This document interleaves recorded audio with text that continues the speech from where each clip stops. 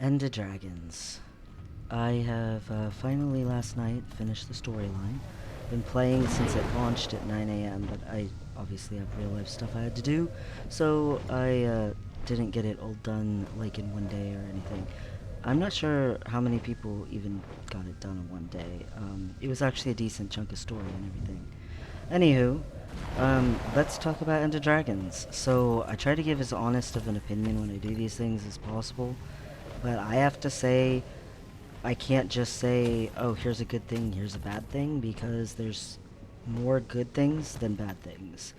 Um, just flat out, the expansion is good. It was worth the money. Haven't even like done a bunch of collections, haven't made my first legendary from the new legendaries, any of that kind of stuff, and it's just good. I am in Echovald Wilds right now because basically, as much as possible, I'm going to try not to spoil things, but there's some things that need to be talked about that aren't in, like, the first zone. So, the reason I'm in Echovald Wilds is because it's the first thing that has a very controversial opinion thing, so I'm just going to start with it. Guild Wars 2 Ender Dragons, I highly recommend the expansion. I like it a lot. It's good. But some people are of the impression that Echovald Wilds in specific, Kynene City to a certain degree, are difficult to navigate. And the reasons being is, number one, a lot of folks don't have what I have right here, which is a flying mount. There's two flying mounts. I happen to have both of them, the Griffin and the Sky Scale. The Sky Scale makes traversing vertical environments a lot easier, and Echovald Wilds and Kynene City are both very vertical environments, to a certain degree when you're map completing.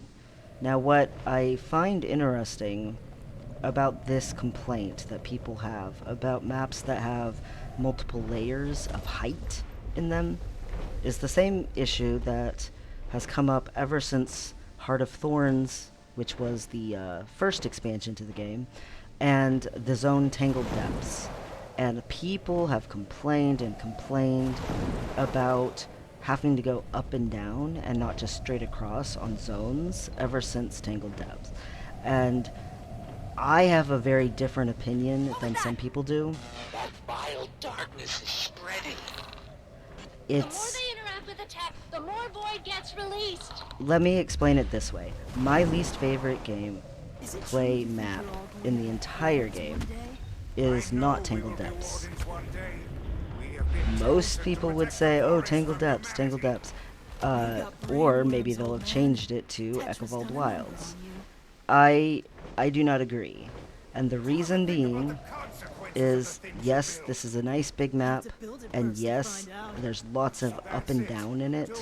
The trees in this map are insanely massive petrified forest and cathedrals. Okay, so it's big and it's high, it's tall. But in actuality, this only really overly affects things to a large degree in map completion. They're still busy trying to beat each other to a pulp. Maybe we should give Same thing with Kynene City. So Kynene City, same thing. It's all these skyscrapers everywhere. All of these buildings are tall. They go up high. I might go there and show you. It's like this forest where it's all high and tall. Don't you dare surrender, Insuk. I'm almost finished reprogramming. But the thing is, wasn't planning on this mostly affects map completion. Once you've done map completion, now ectoplasmic goo. the actual meta events are basically really easy to get to. They have lanes, there's waypoints to the cities in Echovald Wilds in specific. You can go to all of this stuff without having to climb a ton of trees, without having to climb a bunch of cathedrals, and your overall gameplay is going to be fine. My least favorite map is the Desolation, because the Desolation has a bunch of mountains and, you know, plateaus and stuff everywhere, all over, that are between you and where you're trying to go. and constantly impede you doing things like metas, bounties, going treasure hunting kits. The desolation is annoying to traverse even after map completion, whereas Echoveld Wilds and Kyning City are actually not very hard to traverse at all once you've map completed them. I think that this is excellent good design.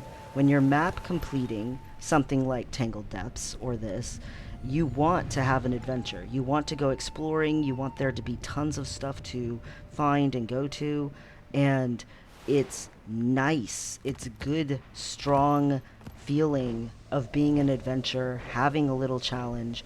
I went in Kyning City and I went in Echoveld Wilds, and I intentionally tried to gauge the distance between things and realized that almost all of it can be done with a raptor and a bunny.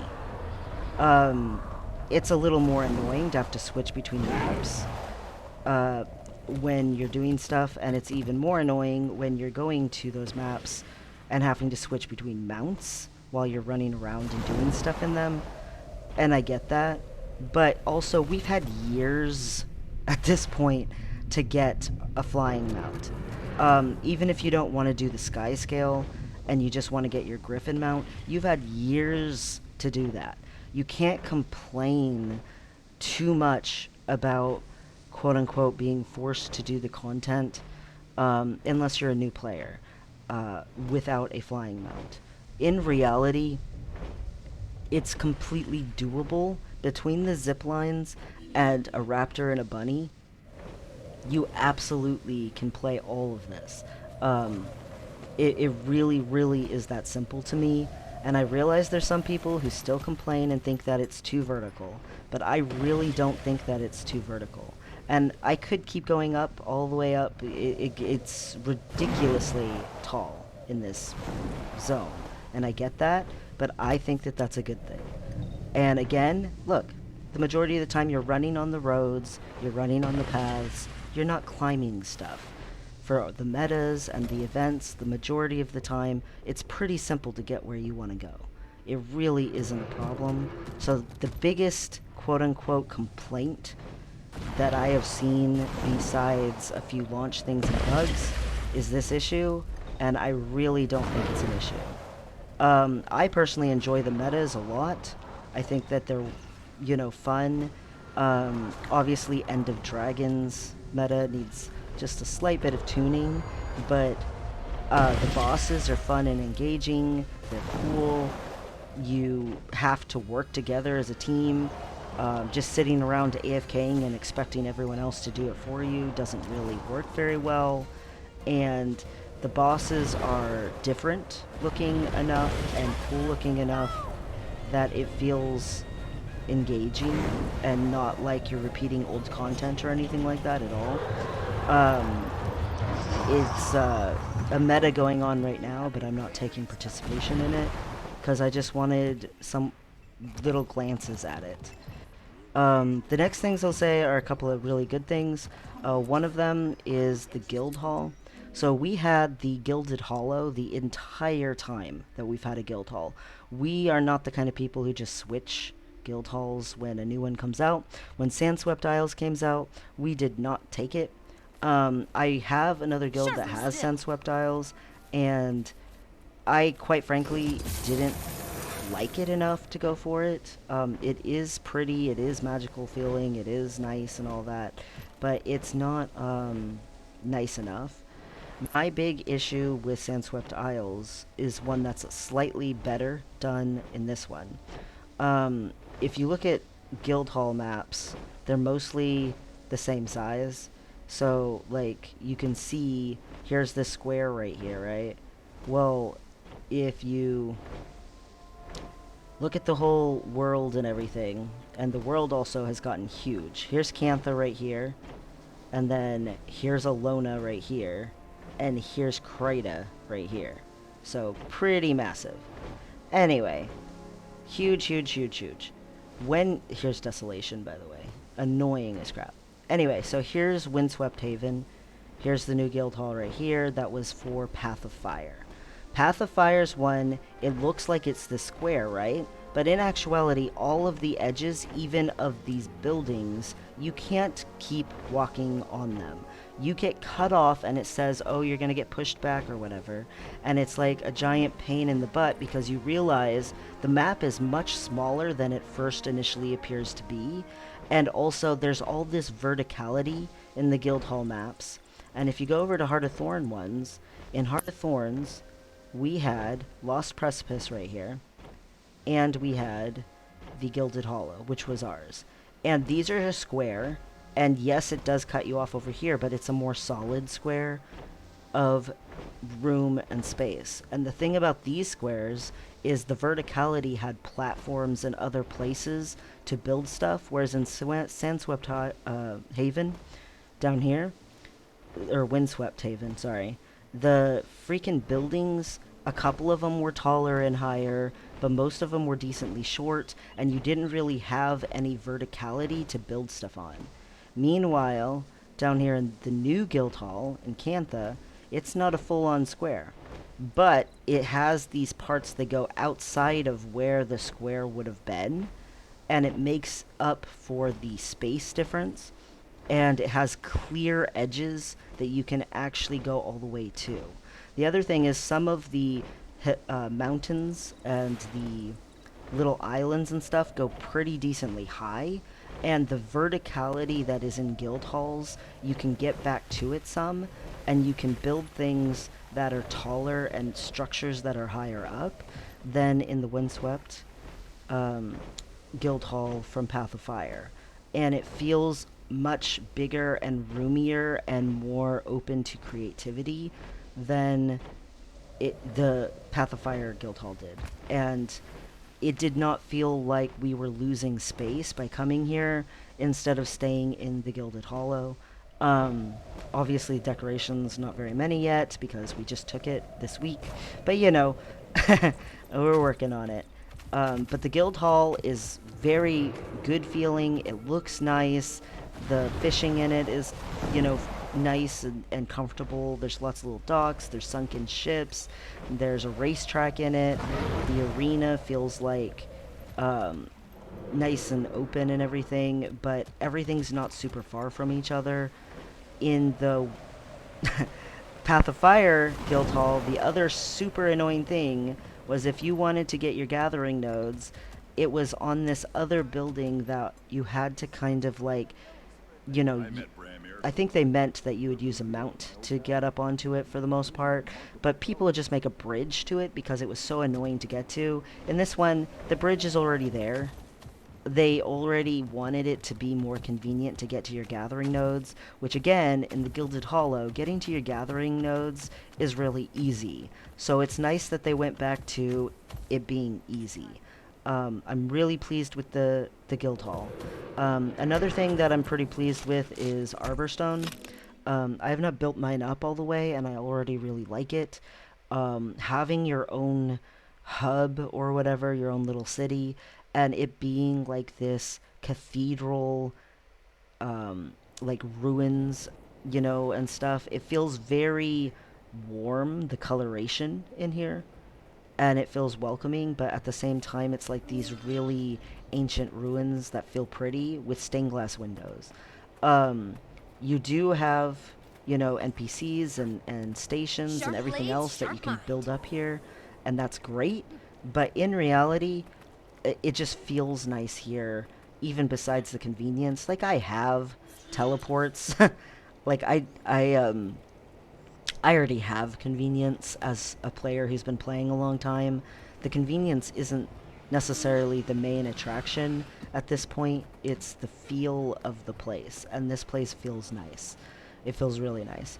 I said I'd go to Kining City, so I guess I'll go look at it for a second. I really, really feel like the story, not to give stuff away, but the story was very just it showed off how much better they've gotten at doing story since the original personal story. The original story in the game where you had, you know, your character on one side and the quest giver person on the other side, and they just sort of talk to each other in a cutscene looking thing. It has gone from that to actual cutscenes with expression on people's faces and camera angles from interesting and unique positions, and it's really an improvement. Um, and the story was well written, it was engaging, it was not boring at all. It was interesting. Um, it felt nice.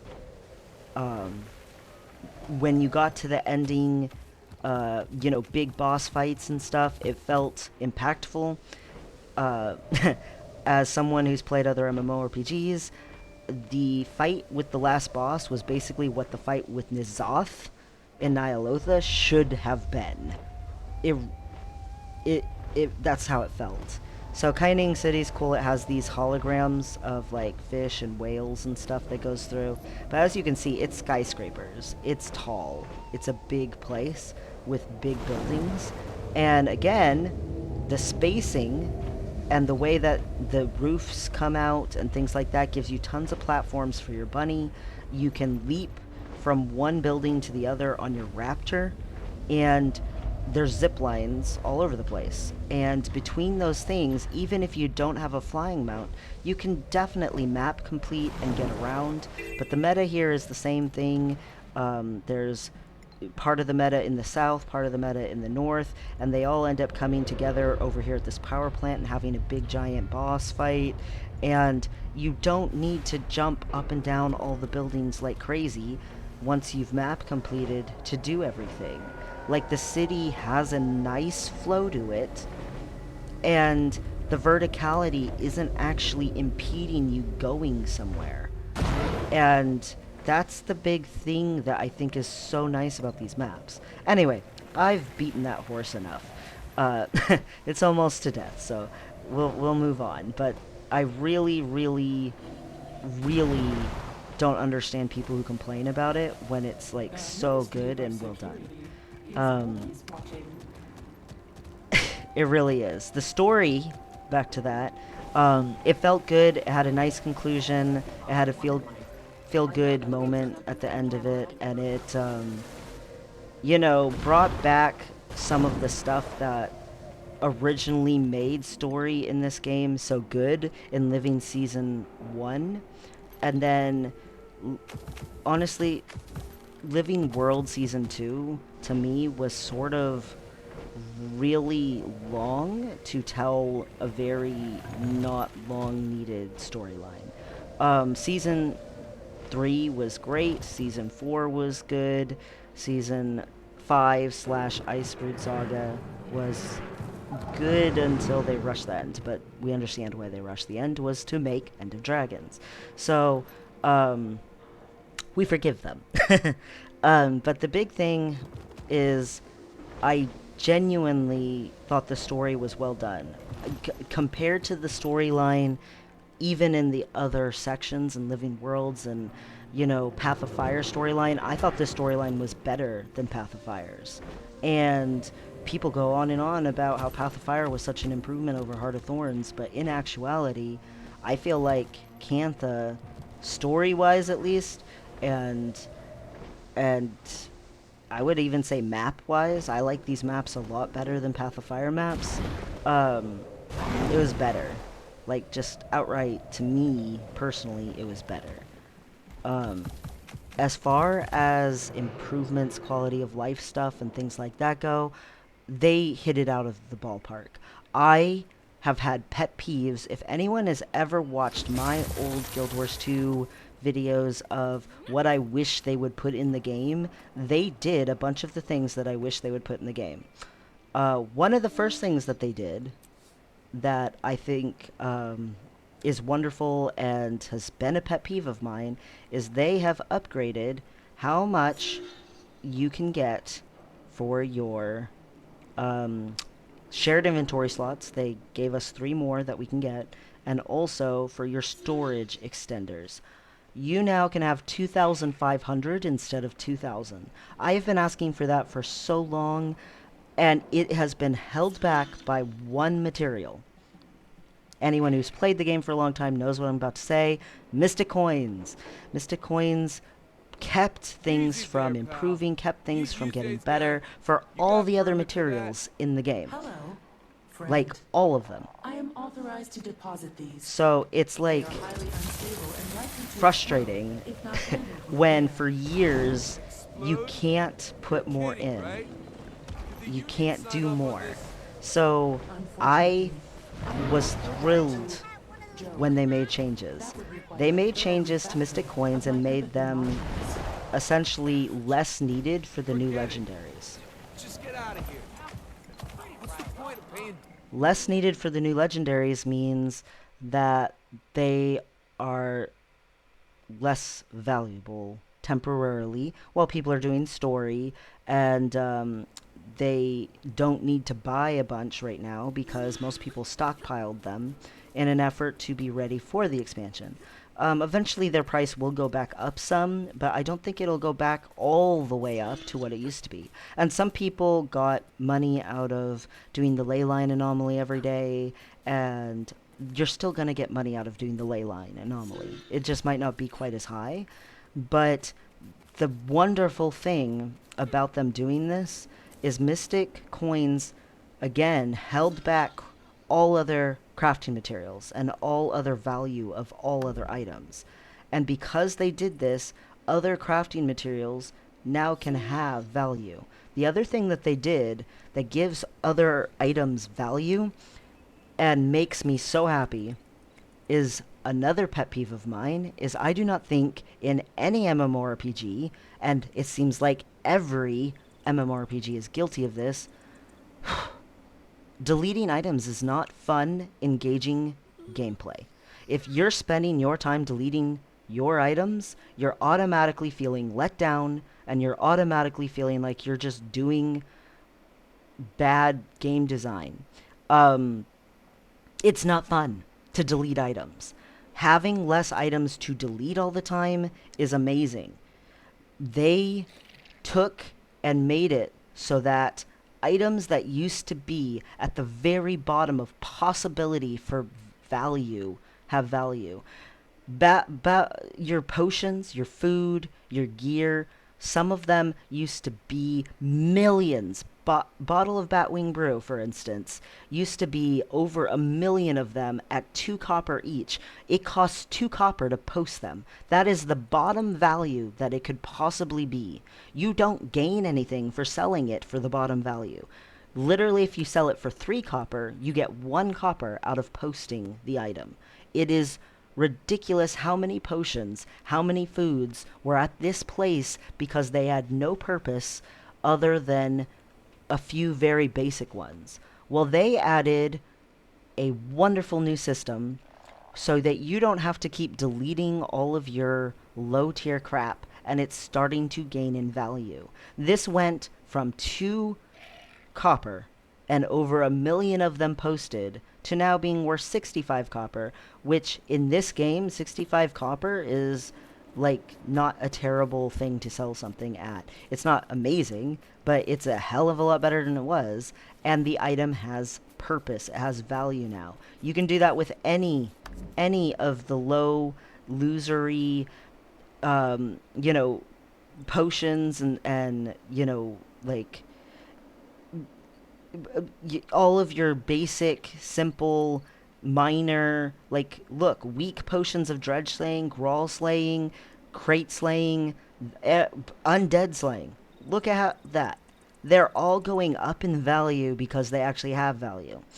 They added a research system where craftable items can be salvaged and turn into research notes that upgrade your jade bots and upgrade your ability to make your legendary, because you need a certain amount of them to buy stuff for your legendary crafting for the Gen 3 legendaries. This means that all of these previously millions of them stockpiled between all of these types of items on the market trading post just went up in purpose and value and make sense now. Things that people weren't using, weren't needing, were deleting because it was faster and simpler to delete it than to post it, now have a reason. to exist, and it is amazing. It is wonderful. I hate auto having to delete things. Now, unfortunately, the game still has a lot of trophies and things like that that you have to delete still, but at least it's improved, and at least it's a lot better than it was.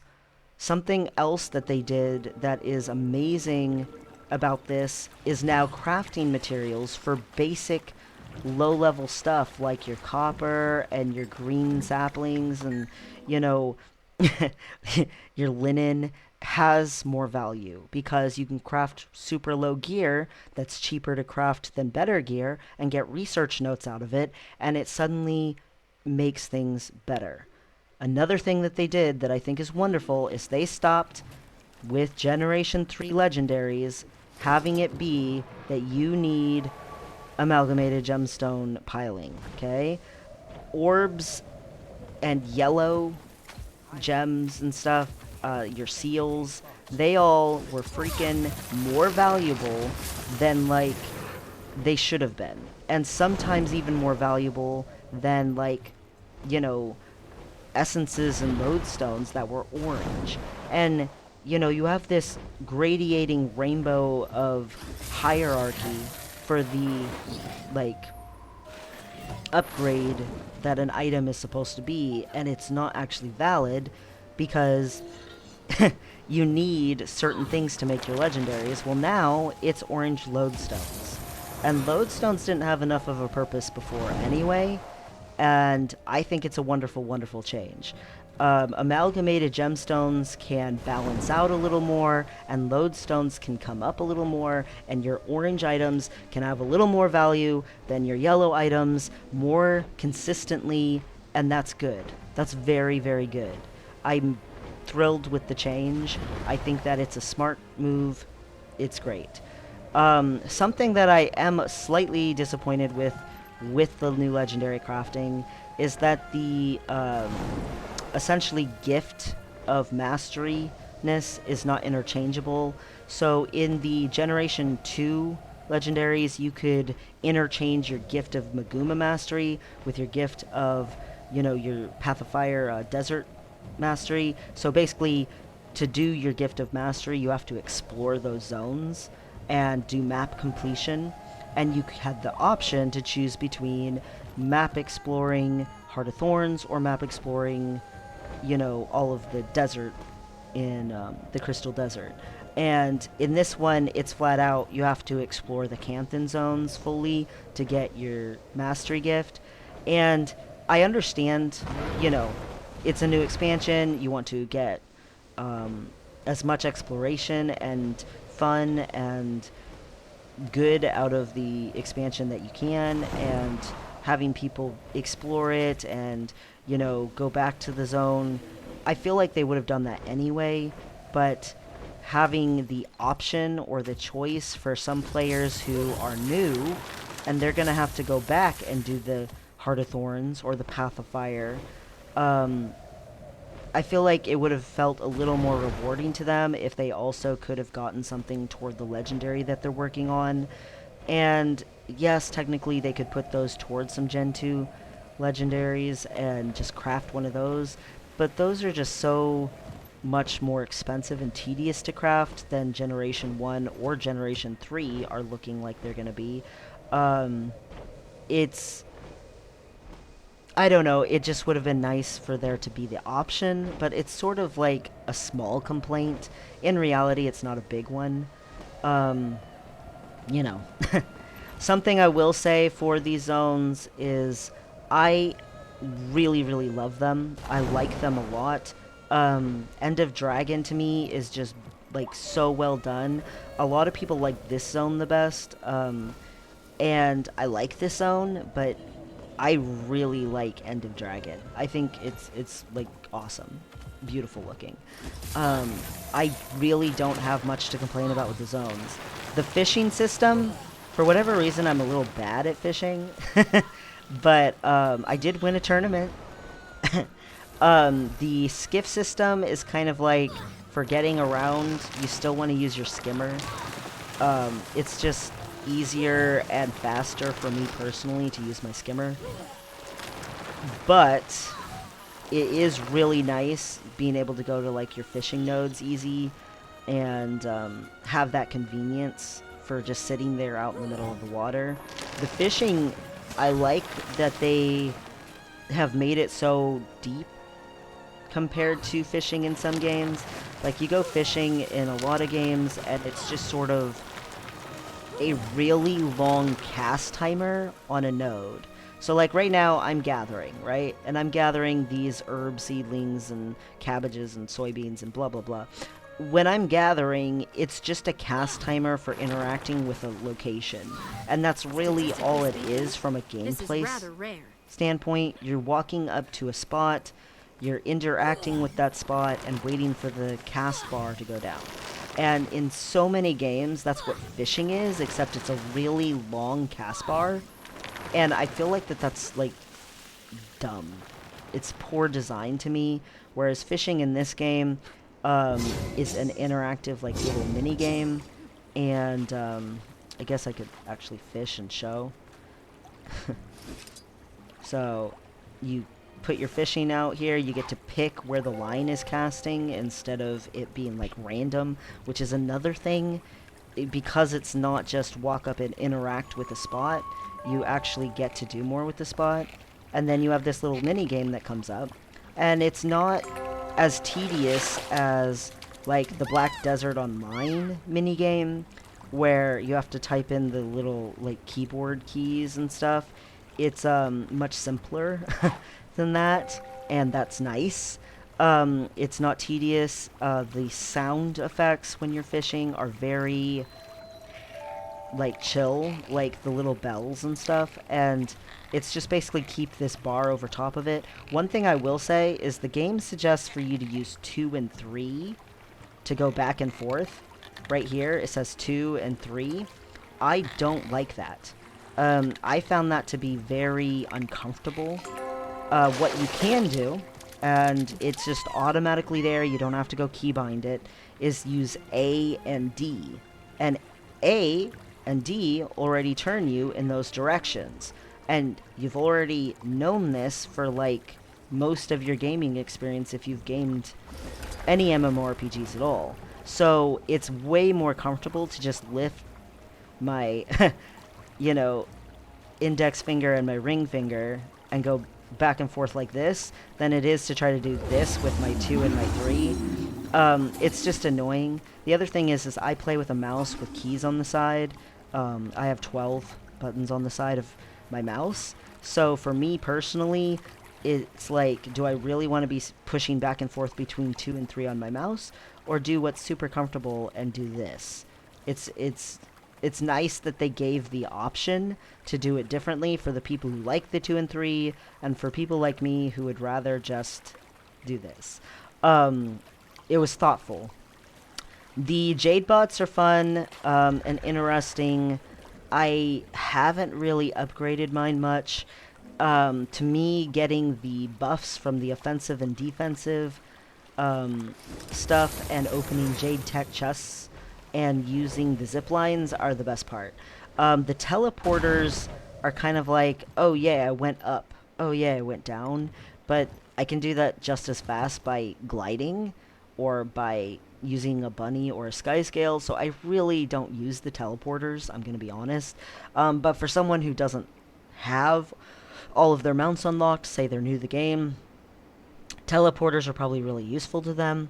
These Jade Tech offensive protocols and defensive protocols are nice because the buff stacks, so you keep using it with your charges and you keep gaining over and over again, and you can get like 2 hours of buff, and you can get both the offensive and the defensive stacked up pretty nicely. So for things like meta events and especially End of Dragons, you can stack that buff up for both directions really, really high, so that for the entire length of the meta event, you don't have to go thinking about restacking the buff. It just stacks and stacks. It's really convenient and comfortable and helps with like combat in general, especially I would imagine for new people who maybe are playing in exotic gear instead of ascended or legendary gear, and they maybe, you know, are struggling a little bit. So all you do is once you unlock your Jade bot, you just interact with a battery, your little bot gets himself a little charge. He's so adorable. I really hope they give skins for the Jade bots. And then you just go interact with something that you want to use the charge on. And he also can have essentially glyphs. You know how you put glyphs in your gathering tools to increase, you know, a passive capability of some sort. You can do that with your Jade bot, and he can increase like your mount speed or your gliding speed or your recharge skill for your mounts, or like here, see if I whoops, I glided a little slow there, sorry. If I glide for a second, I've got this right here, Jade bot gives me a boost. And it just adds this slight little bit of niceness to things. It's nice. The Jade bot's nice.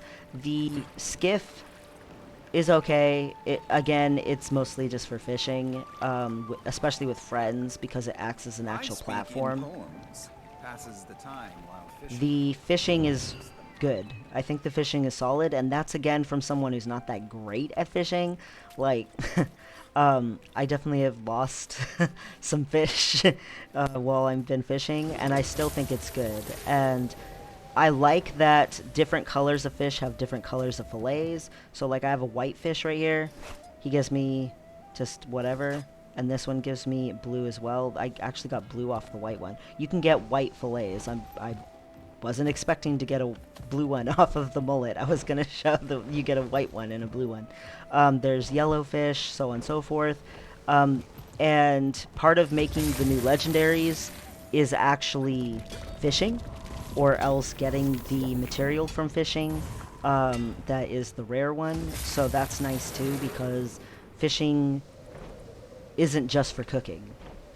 Fishing is also for other kinds of crafting, which is cool. The biggest complaint I have with fishing is the bait system. So you get different baits from like fishing or buying from fishing vendors or things like that, and it's not explanatory enough about how you switch out your bait and how you know, use fishing power and the importance of it and how helpful it is and stuff. Sorry, deposit all materials button. I don't understand why other MMORPGs don't have this button. Deposit all materials has been in Guild Wars 2 since the launch of the game a decade ago, and other MMORPGs still do not do it. All of my materials, when I push that button, they all go to my bank. So automatically, I have everything in my bank. My crafting stations can also act as a bank, and if I go to craft, I don't have to take anything out of the bank because of that.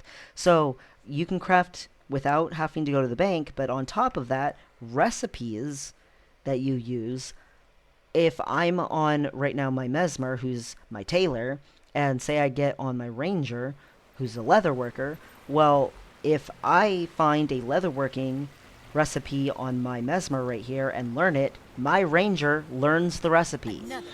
Your crafting is account-wide. If I made another leatherworker, my other leatherworker would know that recipe. I don't understand why other games don't do more account-wide stuff. Anyway, I was going to come here and show you all of the materials that I just gained are in my material storage, which I suppose is the next thing I will talk about. I really wanted them to expand material storage more than they did. Now, they did make it so that some of the things that I wanted to be able to go in here can, and that's nice, but I really wanted them to expand it more than they did. So, as an explanation, for example, they made it so you can put a couple of these new types of gems in the gem section. That's great. That's awesome. I am so glad they did that. Why did they not expand it to have some of these other kinds of gems be able to go in there? Like, you use them in crafting, they're a crafting material, you turn them into crafting stuff, Why is an exquisite serpentine jewel, for instance, not in my material storage? Really wish it was. The other thing is, why aren't these jade rune stones considered a crafting material instead of just a trophy, so that they can go in material storage? Like, you need so many of them for doing your legendaries. They're for making legendaries. Why can't they just be a crafting material? Instead of throwing them in the Mystic Forge so that they can't be a material, why couldn't you have just made them a recipe or something? I'm confused by that. What I really wish is that gifts, instead of throwing them in the Mystic Forge, that gifts would be turned into a recipe so that you could put them in material storage. Why do I have to store my gifts of exploration, my, you know, my gifts of battle? I really, really wish they would have expanded the material storage system a little more and been a little more creative with that. I am thrilled that they expanded it as much as they did. I just wish it was a little more, because, again, it's a small complaint, but it is a little bit of a pet peeve of mine that there's a waste of this space. The other thing that I consider a waste of space, I am so glad that they gave us a teleport scroll by doing storyline to the Arborstone. Yay for a teleport to Cantha if you don't get the guild hall that doesn't cost 10 silver. Yay, that's awesome, because it's 10 silver from Tyria to Cantha. It's wonderful to have a free teleport back to the, you know, continent. What I don't like is they still haven't made a collection section for teleportation scrolls. I would actually get more teleportation scrolls if there was a teleportation scroll collection section. Or, if they don't want to do that, we've got these books. Why can't there be a library? And the books can combine together so that you have more options for holding teleportation scrolls. I actually really like having teleports to different places. That gets me closer there, makes my waypoint fees cheaper. Like, I enjoy that. But I feel restricted on how many of them I want to have by the way that teleportation scrolls and stuff are currently in the game. Now, it's been this way since the beginning, so I don't know if they have any plans on ever changing it, but I was hoping that with this expansion they would do something like that, and they did not. But again, that's a really small complaint. In actuality, there's not a lot to complain about. The launch day, I logged in, they had a live stream countdown thing to 9 a.m. PST, where the expansion launched. And as soon as that thing ended, the game was downloadable, and it downloaded pretty quick. The expansion. And the expansion downloaded pretty quick, and I got in, and unlike other expansions and MMORPGs, there was no queue. There was no overfull map where people were standing on quest icons. It appears that they actually lowered the population allowed on maps at first to help with that problem. They've since upped it so the maps are more fulfilling and you see other players a lot more than you did on day one. But it meant that it was a pretty seamless experience. I lagged once, one single time, the entirety of launch day. And it was during the meta in Kaining City when everybody was trying to do it together, and it was only on the last boss. During all of the events before the last boss, didn't lag a single time.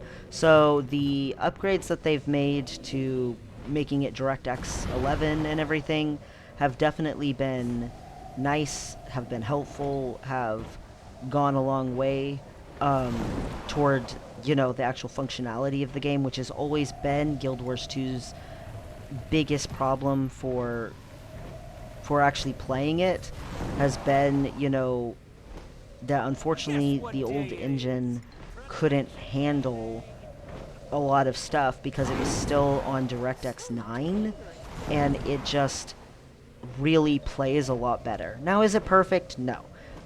It's still a pretty old engine, and unfortunately the graphics are, you know, PlayStation 3, 4-ish quality.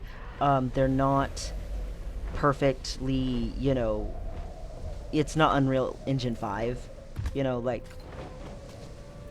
they're good enough, though. They're very much better than a lot of games' graphics, like RuneScape and World of Warcraft, and those games have healthy populations. Graphics are not the thing that defines having a healthy population. But it does help. And what they can do with their graphics is really, really good to me. It's really interesting. They make creative worlds and maps and zones and things that inspire the imagination, and you can see where their brain was at when they made them. There's so much lore and nods to, like, freaking Guild Wars 1, and they did a really good job of integrating that stuff, in my personal opinion. I really think that they did a good job with, like, the little collections and the references to stuff that's happened in Cantha before, and making things feel like you were part of the story of Guild Wars 1 in a weird, small extension of it, even if you have never played Guild Wars 1. They made the history feel a lot better than in some of the previous expansions, where you didn't really understand very well the Guild Wars 1 aspects of it, and you could be left a little confused because they just expect you to know already. They made it a lot more clear with this expansion, and still kept all of those references and stuff, and made it nice for the people who have been playing Guild Wars for, you know, a very long time. I really feel like it's so well done. Like, overall, the new ranger pets are fun and cool. The specs, the elite specs, so far every single thing that I have tried with the elite specs has been fun. I love Virtuoso, which is the one I've played the most, because obviously I've had this Mesmer since pre-launch, and this Mesmer's always been, you know, my quote-unquote storyline main. The first one I do map exploration on, which the only map I haven't fully explored, but almost fully explored, is Echovald Wilds.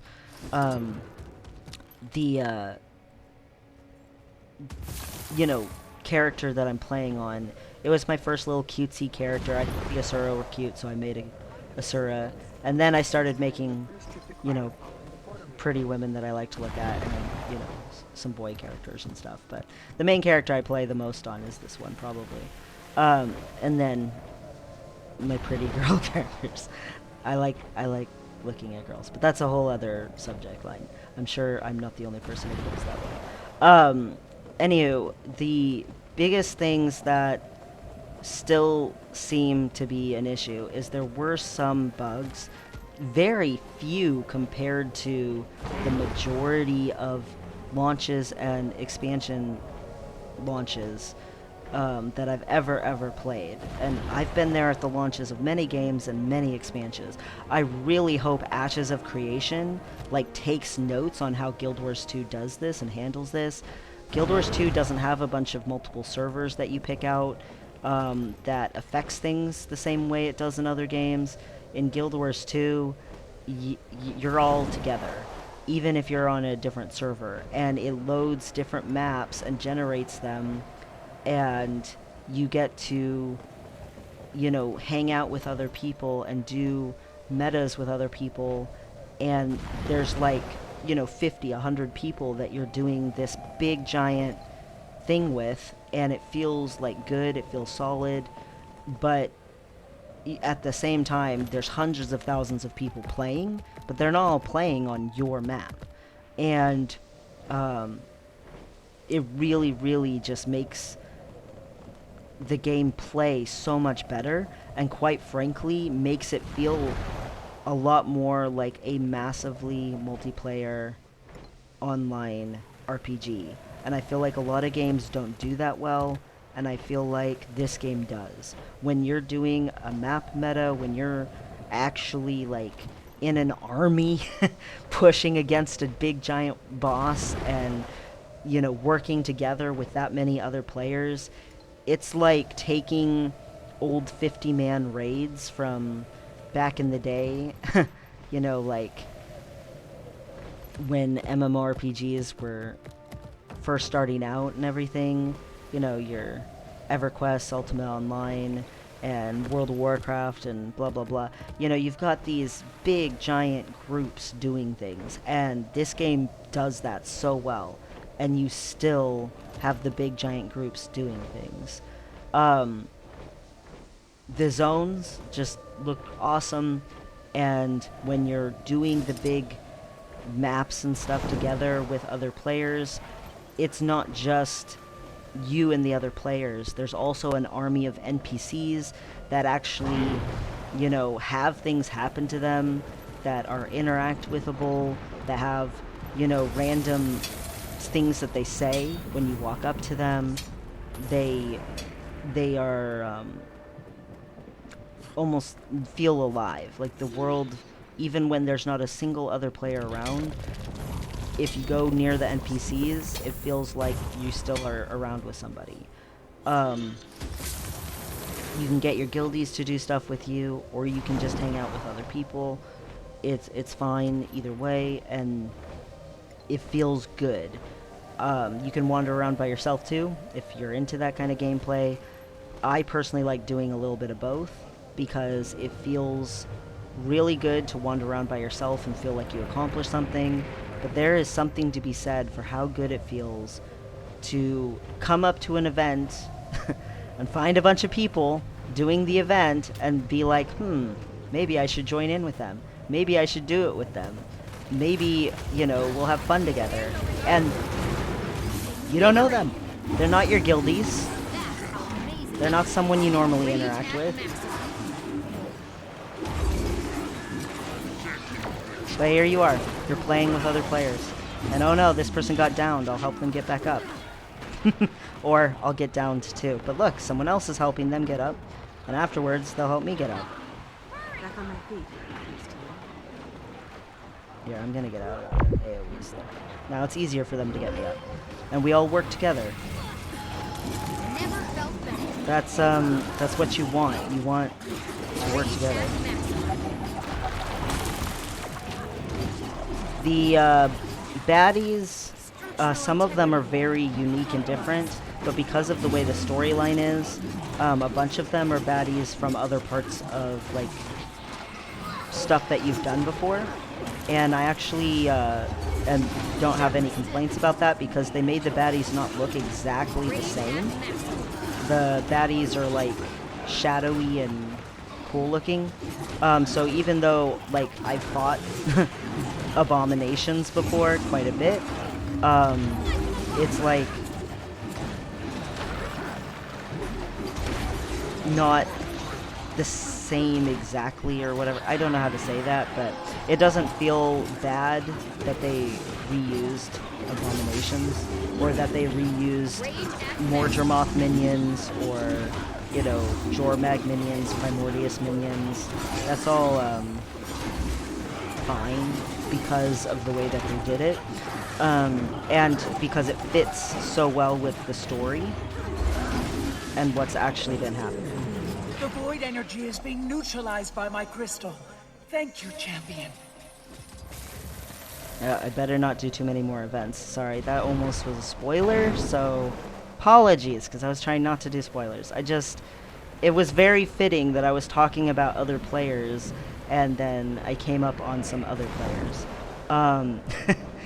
The rewards for the expansion feel pretty good. They don't feel out of balance or out of whack. It feels like, yeah, this is worth doing, but it doesn't feel like broken like Auric Basin back in the day, when you could just go from map to map to map and just loot every chest infinitely until the timer ran out. Statistically speaking, this is rather rare. So that's good. I would say the only things that like were really noticeable bugginess wise for me personally was there was a hero point in the first zone that was bugged for several days, but they fixed it. You know, they were going to fix it. Like when you realized it was bugged, you were like, okay, I'll just come back later. It like wasn't distressing. The other thing is I know a lot of people are struggling with how difficult the meta is for End of Dragons, and it is hard. It is very, very tight, and everyone has to be doing things exactly right. I'm sure they will adjust that, but people are so anxious to unlock the collection for their siege turtle mounts that, you know, it makes them frustrated when they actually have to do the meta 8 times before they can beat it, because you have to get coordinated, you have to learn the mechanics. Not a single person can be just standing around AFK, and I do think that they will adjust it. I do get why people are a little frustrated with that, and, you know, the other metas are there, and the other metas seem to work just fine in my experience. I have heard some people say the meta in the first one can bug. I have never experienced it bugging, but I have heard it mentioned before, so they either have fixed it, or else I've just been lucky, or both. Because I have not had any issues at all with it. But I know some people have said stuff like that. I know some people still struggle with lag and frame rates and stuff when it is like 100 players beating the same boss. Again, I even myself had a second of lag fighting one of them on the first day. It has gotten a lot better. I'm lagging less and less when I do the metas, so I don't feel bad about that. I know a lot of people have frame rate issues and stuff like that, so I don't know what to tell you for that. I play with all of my graphic settings and everything not optimized for like frame rates and stuff, and I know a lot of people do that, but like my settings for my graphics are all on high and ultra and stuff. The only thing I don't have on highest is character model limit. It is on high instead of highest. That's it. And I don't get a ton of lag, but my computer's not that old. So, I mean, it's not new, but it's not that old, so whatever. I do know that I can tell things load in a little slow sometimes, or especially when I first load into a map. And if I turned my graphics down a little bit, it probably wouldn't do that. But whatever. It doesn't bother me. I personally don't care. I would rather just play with it, you know, having the shadows and having the cool glossy effects. You know, I know all of the effects really bother people. In the meta on this, oh my gosh, there's like this light rain or something. I don't even know what to call it. It's like these streaks of light that come on, and people are like, oh no, the rain's killing me, my computer's gonna crash, you know, stuff like that. I don't have that problem. My computer's not gonna crash, but I know some people complain about it. For me, it's like, oh wow, cool, nice effect, you know. So I feel like I'm speaking from a place of, I guess, graphic privilege when it comes to stuff like that. I don't know what else to call it. So that's just what I'm gonna call it, I guess. The biggest thing is there's really just not a lot to complain about. It's just been such a rewarding and fun experience going through the storyline and going through the metas and exploring the maps and unlocking collections and discovering more about how to make my legendary and fishing, doing all of the masteries. Like, they've been really handing the masteries out like candy compared to Path of Fire and Heart of Thorns. So I really just love the changes that they've made for the most part to the crafting systems, the valuation of items, the changes in balancing out the entire market and all materials. I have nothing but props for. Super, super happy and pleased with it. I really, really, my complaints or my minuses versus positives are so minor and small and mostly like little pet peevey things. Like they're like even other people's complaints for the most part are pet peevey things. Like again, the verticality of these places. If you're a long-term player, you've had years to get a flying mount, and if you're a new player or a long-term player, they give you so many ways to get around. It's really, really not that bad. Even if you're a brand new player, you've never played Path of Fire in any way, shape, or form, and you're like, oh, yeah, I can use zip lines, but I don't have mounts.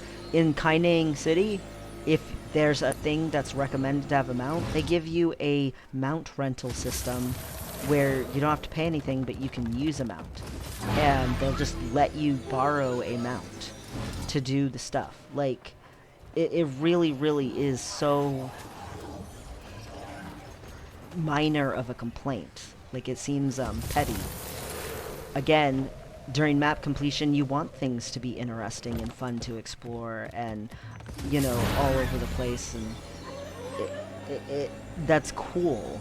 But during the actual metas and stuff, you don't even need to worry about any of that. Most of the point of interest and stuff are for coolness sake, not for normal traveling around sake. So, again, as someone who took raptors and bunnies to do stuff, you know, it's really not an issue. That's the big thing, is everything that I complain about, you know, the wishing they expanded material storage more, oh, the meta's hard, I lagged once, you know, the things that I complain about, they're all really minor, especially coming from other expansions, from other MMORPGs. And there are things that this game does that I just don't understand why other games don't do. Like, ESO launched way after Guild Wars 2. Why was their event system like, oh, hey, we're gonna put dolmens in stationary places, and every map, every expansion since then is the same thing. Oh, we're just gonna put a thing in a stationary spot. It's not dynamic. You know exactly where it's gonna be. Most of them are on a rotation timer. Like, it's super simple. Oh, you can see it's up. Go do it. Okay, the end. Like, this game, you can be walking around and all of a sudden something pops up and you're just like, oh, I'm distracted now. Like, if you have ADD, this is like the funnest game in the world. If you have completionist syndrome, this is the funnest game in the world. Almost every reward, almost every collection, almost every achievement ever put in the game is still possible. Almost all of them, period. And that's huge. For completionists, you can still unlock those weapon skin collections from Heart of Thorns, even though Heart of Thorns was so long ago. You can still go back to, you know, get even the Season 1, Living World Season 1 materials and rewards and stuff. You can still get them. Like, Living World Season 1 isn't even in the game anymore as it was. They've taken parts of it and put parts of it back into the game as, like, instances and stuff. Did a story rundown thing, but in actuality, it is the one piece of content that is definitely missing from the game. But they've tried to do their best with that because of the way that the game was run back then is so differently than the game has been run the entire rest of its existence. Almost every other single thing you can still complete. If you come to the game for Cantha, you can still do every other thing for the majority part and get every other thing. And even here in Cantha, they make it easier for you to do that. You don't have to go back and farm like Silver Waste or Dry Top for hours and hours to get the currencies, to buy the recipes, to buy the, weapon skins, to buy the stuff that you Sharp want. blades, They sharp actually mind. made it so that you can play current content and get currencies from other stuff that's already happened before, so that you're not constantly running back to the older content and feeling like you're trapped there. You can go get your parts from Heart of Thorns. You can go get yourself Living World Season 4 currencies. You can get Tyrion defense seals from playing current content. It really, really is just very well done, very well thought out, fun achievements, fun collections. I can't speak highly enough about it. I haven't encountered anything that I actually hate at all. And it's hard to... It feels like nitpicking to point out things that I even dislike. Because it's just so good. So, if you haven't tried End of Dragons yet, I highly recommend it. If you play MMORPGs, just try it. It's good. Anywho, that's my spiel. That's what I have to say.